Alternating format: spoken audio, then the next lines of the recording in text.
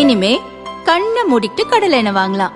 ஏன்னா மந்த்ரா கடலை எண்ணெய் இதயத்தின் தயாரிப்பு. வறுக்க பொரிக்க ஏன் எல்லா சமையலுக்கும் மந்த்ரா தான். மந்த்ரா கடலை எண்ணெய், அபார ருசி, ஆரோக்கியமான உடல் நலம். ஒரே கொள்கையும் ஒரே இலக்கையும் நோக்கித்தான் நான் பயணிச்சிட்டு இருக்கேன். இப்போவும் அதே தான்.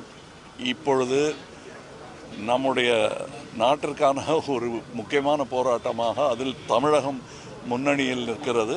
அதற்கு உறுதுணையாக நிற்க வேண்டியது தான் என் கடமை என்பதை நான் முடிவு செய்து பல நாளாகிவிட்டது. பாரத் ஜோடோ யாத்திரா நடக்க ஆரம்பித்ததிலிருந்து இங்கே வந்து நம்ம கை கொடுத்ததிலிருந்து இது வந்து எங்களுடைய கடமையாக நான் நினைக்கிறேன். எனக்கு அரசியல் தொழில் அல்ல, கடமை. அப்படித்தான் எல்லோரும் இருக்க வேண்டும். நான் ஒரு சவால்லாம் விடலை. எந்த தலைவர் இப்படி பண்ணார்ன்றதெல்லாம் கேட்க மாட்டேன். நான் செய்திருக்கிறேன். அதுதான் நான் நம்பும் அரசியல். சுயநலமற்றதாக, கடமையாக அது இருக்க வேண்டும். எல்லோருக்கும் அது அப்படித்தான் இருக்க வேண்டும் என்று நம்பி வந்தவன் நான் அரசியலில். அதே பயணத்தில் தான் நான் நடந்து கொண்டிருக்கிறேன். இந்த முயற்சி, இந்த ஆட்சி தொடர வேண்டும் என்று நினைப்பவர்கள், அது ஒரு தமிழ் குடிமகனின் உரிமை. அந்த நிலையிலும் ஒரு கட்சித் தலைவன் என்ற நிலையிலும் நான் எடுத்திருக்கும் முடிவு இந்த ஆட்சி மீண்டும் மலர வேண்டும், வர வேண்டும் என்பதுதான். அது என் முடிவு. என்னுடன் 40 வருடமாக, 30 வருடமாக, 25 வருடமாக, இப்படி 20-15 வருடங்களாக என்னுடன் வந்து கொண்டிருக்கும், தலைமுறையாக தொடர்ந்து என்னுடன் வந்து கொண்டிருக்கும் என்னுடைய தொண்டர்கள், ரசிகர்களாக இருந்து தொண்டர்களாக, நற்பணி தொண்டர்களாக மாறியவர்கள் இன்றும் என்னுடன் இருக்கிறார்கள். என்னுடைய அறிவுரையெல்லாம் கட்டளையாக ஏற்றவர்கள், அரசியலுக்கு நான் வந்த பின் கேள்விகள் கேட்டு பதிலும் பெற்று என் பாதையில் என்னுடன் தொடர்ந்து நடைபோட்டு கொண்டிருக்கிறார்கள். அந்த 9 வருடமாக அதுவும் அழுத்தமாக என்னுடன் நின்று பயணித்து கொண்டிருக்கிறார்கள். அவர்கள் அனைவருக்கும் நான் நன்றி சொல்ல வேண்டிய அவசியம் இருந்தாலும் சொன்னால் அவர்கள் அந்நியமாக நினைத்து விடுவார்கள். அவர்களுக்கு அது நான் சொல்லிக்கொள்கிறேன். சொல்லும்போது வெற்றி பெற்ற பின்பு எங்கள் தோள்களின் தினவு கொஞ்சம் குறைந்திருக்கும். அப்போ நாங்கள் எல்லோரையும் பாராட்டுவோம், எல்லோருக்கும் நன்றி சொல்வோம்.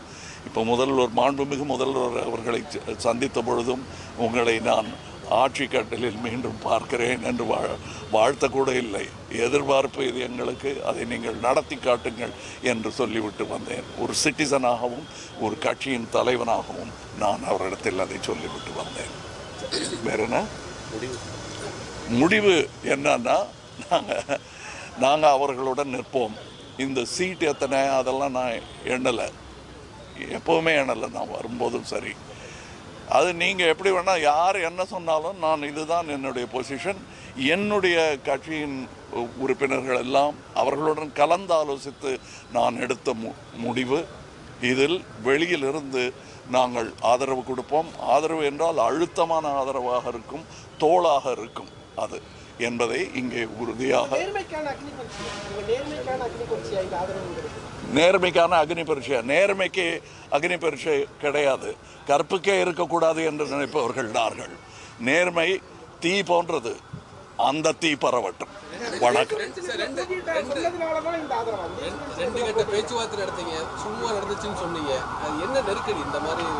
நெருக்கடிங்கிறது தமிழ்நாட்டுக்கே வந்திருக்கு, கட்சிக்கு இல்லை.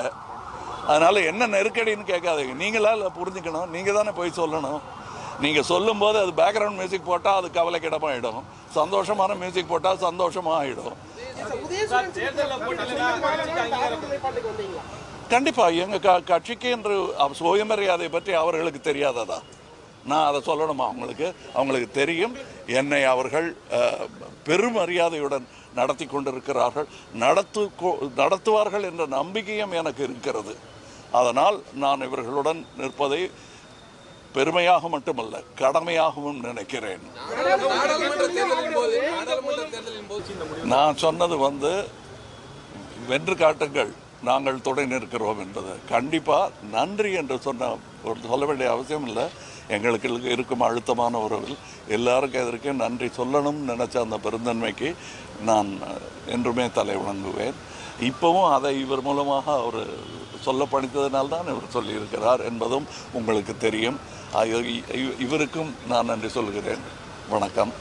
இது நாங்கள் இப்போ புறப்படுறோம், வேலை இருக்குது எங்களுக்கு. இந்த வெற்றியை நோக்கி நாங்கள் அதை என்ன பண்ணோன்னு நான் முடிவு பண்ணுறேன். இப்போ இந்த முடிவு தான் முதல் முடிவு. அதுக்கப்புறம் நான் முடிவு பண்ணுறதை என்னுடைய தொண்டர்கள் ஏற்பார்கள். நன்றி. தொகுதிகள் கொடுக்க முடிவு முன் வந்த போதும் அதை ஏற்காத காரணம் சார். உங்களுக்கு 2 தொகுதிகள் கொடுக்க முன் வந்ததா சொல்லப்படுது. அது நீங்கள் ஏற்காது.